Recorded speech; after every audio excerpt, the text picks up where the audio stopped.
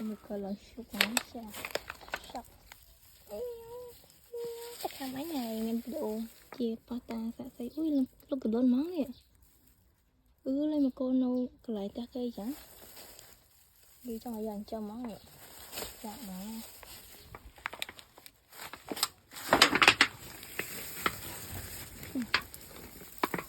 ngon này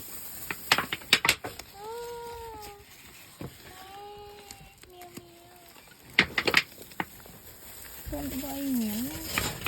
lần tuần này ấy nè đi cha mình nó không chơi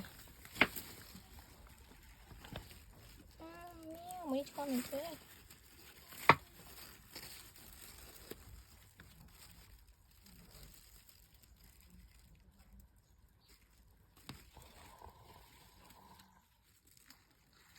vậy đừng xem là kia nên mà cô nâu tôi bờn ấy rồi dạ hả